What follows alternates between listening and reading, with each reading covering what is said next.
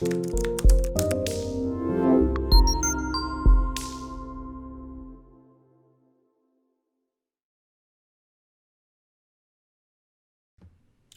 guys, this is Bruce. It's been a couple weeks since I did a live on ConvoCourses. So we're going to do this. I got some stuff to cover, some questions to answer. So now if you didn't know, this is the first time you're seeing me, I've got courses where I walk you through how to get into cybersecurity, how to do risk management framework, how to do information system security officer work, how to get 6 figures in it, how to do your resume. And those are all on ConvoCourses.com if you're interested. Now, somebody asked me a while ago, what job did I do before I went into cybersecurity and IT? The job I've done before, and I've talked about this if you've been watching me for a while, is I used to be a cop. I was a cop for 5 years. And I did security and I did law enforcement. So that begs the question, what do I think about what's going on right now? As a black man in America who used to be a cop, who knows law enforcement and security, physical security, what do I think about this? It is, and this isn't, what I'll say is that this isn't new. Like, this has been going on since I was a kid, as far as unarmed black men getting shot. It's been going on. Police brutality has been going on, all that stuff. And from me, as a professional who used to be in law enforcement, it's kind of like, if you've ever had a profession, just try to put you in my mindset. You're a professional at something, right? You are an expert at something. It's kind of like when you see somebody messing up something that you know how to do, you know? And that's what it feels like when I watch those videos, like the George Floyd video and the Breonna Taylor story and the recent one in Atlanta that happened at Wendy's. When I'm seeing the law enforcement techniques that they're using and stuff, it's so obviously wrong. It's not how it was taught. Like them shooting people in the back, it's like, what? Was he a threat? If he's running in the opposite direction, he doesn't have a gun, why are you shooting him in the back? It's not how I was taught in law enforcement, so it's like really, it's so obviously wrong and illegal. It's murder in a lot of those cases.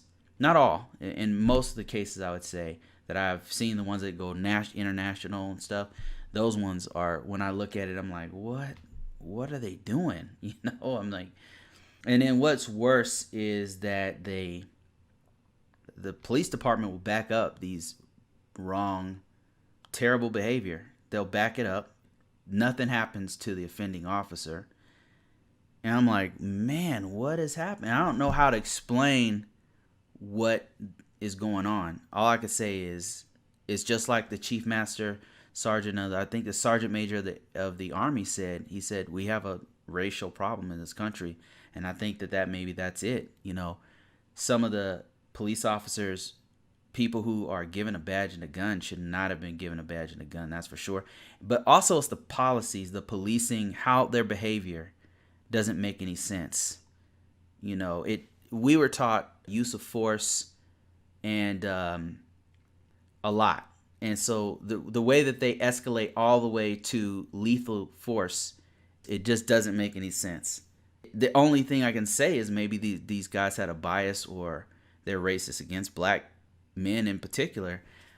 I don't know how else to explain it, but I don't know if you don't follow it. Like, I follow it very closely, but there's definitely white people are getting shot. There's Asian people have been shot. Latino people are getting shot. They don't have proper training, and I don't know what they're teaching them, but it's not right. So that's my thoughts on it. Yeah, it's a hard job. I'm not sitting here trying to hate on cops. I think it's a really hard job. I think most cops are good. You know, out of the probably 50 times I've been stopped, nothing's happened. You know, knock on wood. But I know that it does happen, because it happened to my mom, happened to my best friend, happened to my sister, happened to her. Like, in a case I was involved with, as a matter of fact, which I'm not going to go into it here, but a cop basically harassed my sister. So yeah, it's definitely bad, and hopefully we Americans will do something, take action, and do something legislatively to change policing habits. Other than that, I don't know what to say about it. It's definitely wrong, and we have to change it if we're going to continue to be a people.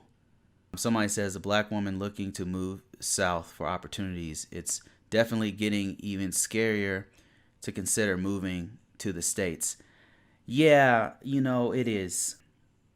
For all the opportunities we have, we definitely have a problem in the US. Just there is a definite racial problem. There's like what it is, I think, is that this is just my personal opinion, is that racists are allowed to just do whatever the hell they want to black people in particular. And I don't know. It's I really hope we can change it, but to be honest with you, I don't know. I'll give you this. If you want some positivity about the US and moving south or moving to the US or whatever as a black person, I was encouraged recently. I went on one of those marches here that we have local in Denver. I was blown away. There were more white people there than any other people of color. They were young. They were excited. They were marching for change. They were shouting out George Floyd's name. They were shouting out Black Lives Matter. It almost brought me to tears, man. These younger people are amazing. I'm so impressed by them. It's awesome. It was awesome to see. They've changed several laws here locally, so hopefully that trickles to other states. And is racism real? Like, as a black person, it absolutely is. I'm not gonna sit here and lie to you.